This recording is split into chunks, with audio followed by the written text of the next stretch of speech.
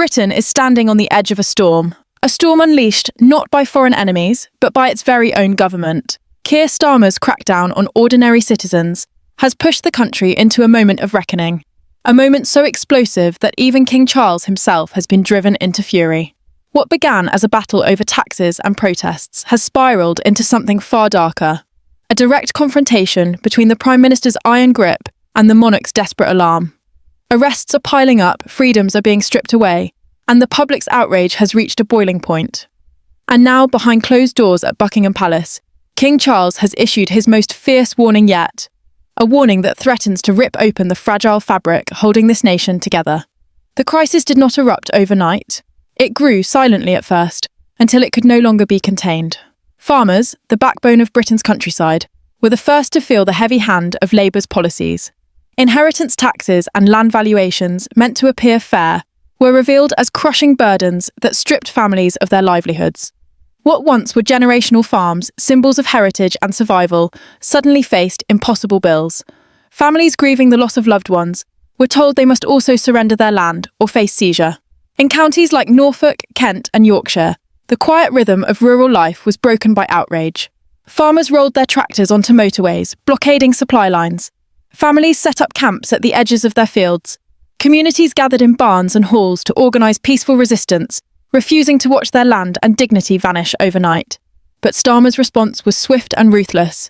Instead of dialogue, he sent in riot police, armed not with answers but with shields, batons and arrest warrants. Videos flooded social media, showing peaceful men and women dragged away in handcuffs, their children screaming in the background. Elderly farmers who had worked their land for half a century were thrown into vans like criminals. Teenagers volunteering at protest sites were forced to the ground as if they posed a threat. Each arrest sparked more outrage, and yet the government doubled down, presenting the crackdown as maintaining stability. What the public saw, however, was something far more sinister. A government that equated dissent with disorder and free speech with subversion. The fury did not stop at the farm gates. Across the country, local meetings became flashpoints of defiance. In Essex, mothers demanded answers on how to heat their homes as energy bills soared out of reach. In Lincolnshire, pensioners questioned why public services were crumbling while taxes soared higher. But each question was treated not as the voice of the people, but as an act of rebellion. Security officials dragged citizens out of town halls mid-question. Some were charged with public order offences, others accused of obstruction. The charges were vague, the punishment swift, and the message clear. Challenging Labour's authority would not be tolerated. The fear spread quickly, but so did anger. It was at this point that Buckingham Palace was drawn into the chaos. Reports from insiders revealed that King Charles, long cautious about wading into political waters, was presented with a series of briefings on the growing unrest. He was shown unfiltered footage. A disabled veteran, pulled from a protest camp in Yorkshire, crying children clutching their arrested parents, and riot police storming community halls as if they were raiding enemy bases. The king, usually calm and restrained, reportedly erupted in fury. "This is tyranny in plain sight," he declared, slamming his hand against the table. For the first time in his reign, his anger was no longer hidden behind carefully measured words. This was a monarch alarmed at the betrayal of the very people he had sworn to serve as their symbolic protector. That evening, Charles made a rare direct call to Keir Starmer. It was not the polite exchange expected between monarch and prime minister. Insiders claim the king's voice shook with rage as he warned, "You are testing the very foundations of this nation. Trust, once broken, cannot be rebuilt." This extraordinary intervention shocked even his closest aides, for the king knew he was treading dangerous ground.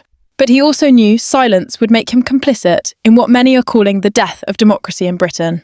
Yet Starmer remained unmoved. His government released carefully crafted statements dismissing the unrest as isolated incidents and accusing protesters of undermining unity. Officials portrayed the arrests as lawful, necessary steps to maintain order. But the people were no longer convinced. They saw families torn apart, communities silenced, and dissent criminalised. And when the monarch himself appeared to be losing patience, the public realised the crisis had moved beyond politics. This was now a battle for the soul of the nation. The consequences were immediate. Reform UK surged in popularity, positioning itself as the true voice of resistance. Former Labour supporters abandoned the party in droves, furious at what they saw as betrayal. Petitions demanding justice for the arrested gained millions of signatures within days. Social media became a war zone of competing narratives, with ordinary Britons sharing their stories despite threats of censorship. International headlines began to paint a chilling picture. Britain, once a beacon of liberty, was now teetering on the brink of authoritarian rule. And through it all, King Charles remained at the centre of whispers and speculation. Would he break centuries of royal neutrality and take a public stand against the government? Would he risk the wrath of Starmer's machine to defend his people? The monarchy's role, once dismissed as symbolic, suddenly seemed like the last thread holding back a complete descent into tyranny. And that thread, under immense strain, was close to snapping. The days following King Charles's furious intervention only deepened the sense of national crisis. Across Britain, the images of police storming farmland, dragging veterans, and silencing mothers at town hall meetings were replayed endlessly on social media, fueling a fire the government could not extinguish. What Starmer attempted to present as isolated enforcement was now being seen for what it truly was: a coordinated crackdown on free expression and dissent. The countryside had become the first battleground, but soon the storm rolled into Britain's towns and cities, transforming a tax revolt into a nationwide confrontation with the state. In London, peaceful vigils outside Parliament turned into tense standoffs as lines of riot police closed in on protesters chanting, "We are not criminals, we are citizens." In Birmingham, students organised mass demonstrations demanding accountability and justice for those unlawfully detained. In Manchester, church leaders opened their doors to families seeking refuge from government intimidation. Every corner of the nation seemed to echo with one rising sentiment: enough is enough. But the government did not retreat. Instead, Labour doubled down on what it called stability measures. Starmer's ministers rolled out new guidelines empowering police to arrest individuals on suspicion alone, without the need for clear charges. The justification was wrapped in the language of national security. But the reality was frighteningly clear. Anyone who dared speak against the government risked immediate arrest. Reports emerged of makeshift detention centres established in unused military barracks and abandoned warehouses. Families described their loved ones disappearing overnight, only to later learn they were being held in these shadow facilities with no access to lawyers or media. The historic principle of habeas corpus, the very foundation of British law, appeared to be evaporating in real time. Legal experts, former judges, and human rights organisations issued dire warnings, but their statements were drowned out by the government's insistence that order must be maintained. The weight of the crackdown began to fracture the Labour Party itself. A leaked memo from within Starmer's inner circle revealed growing panic about collapsing poll numbers, particularly in working-class constituencies that once formed the backbone of Labour's support. One strategist bluntly wrote, "We are losing rural Britain and the industrial north. The anger is spreading beyond control." Disillusionment among Labour MPs deepened as constituents flooded their offices with letters of protest, demanding answers about unlawful detentions and the collapse of trust in democratic institutions. Some MPs quietly abstained from voting on Starmer's emergency measures, while others began whispering of defection, fearing they would not survive the next election under Labour's banner.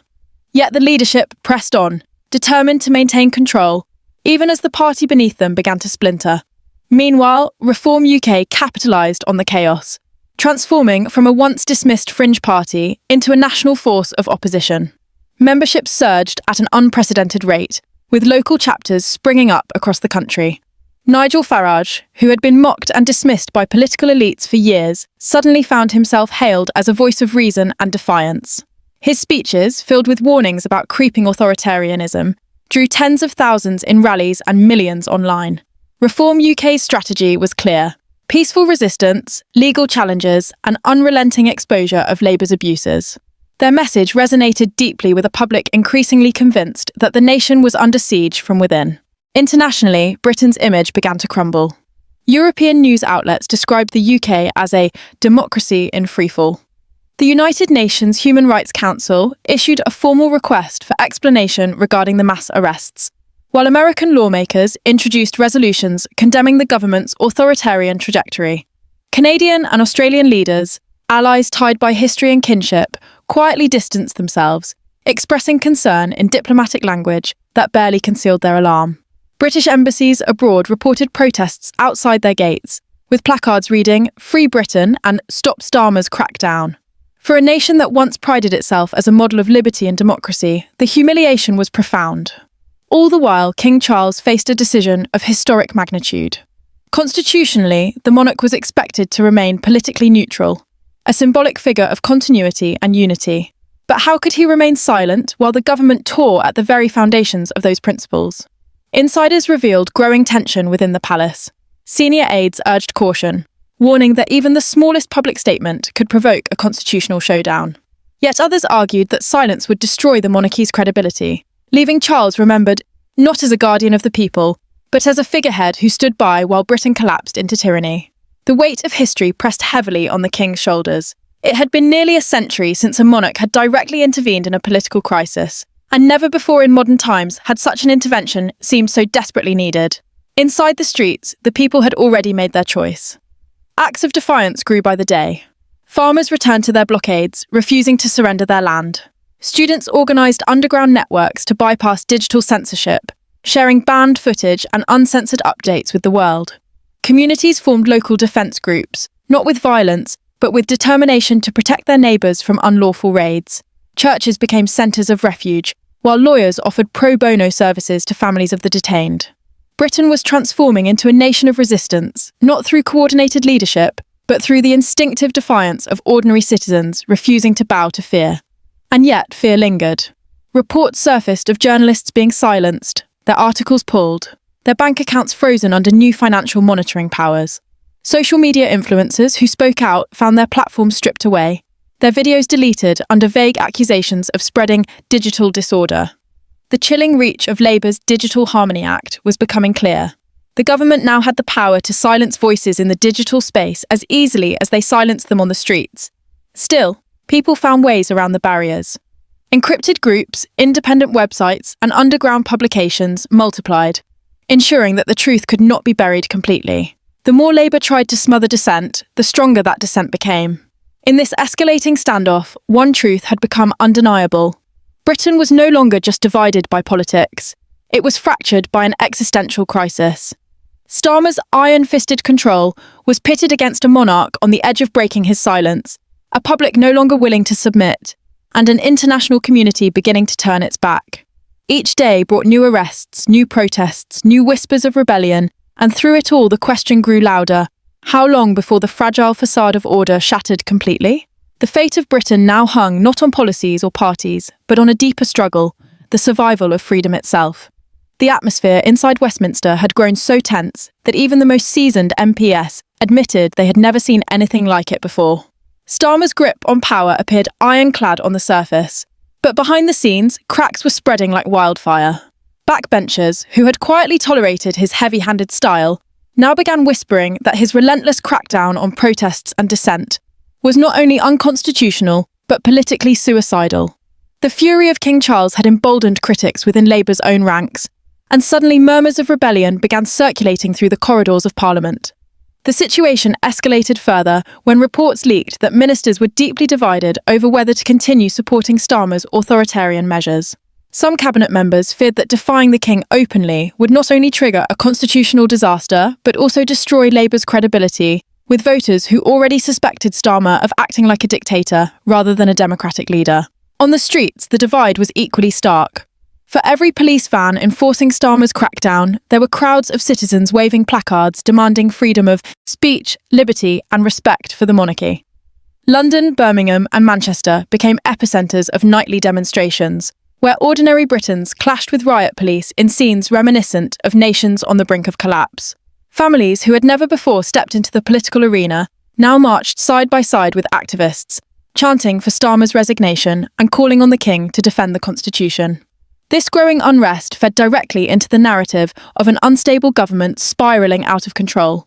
And with each passing day, the flames of anger burned hotter. Journalists began publishing damning reports, questioning whether Starmer was deliberately silencing critics to cling to power, while leaked memos suggested his advisors were urging him to double down rather than compromise.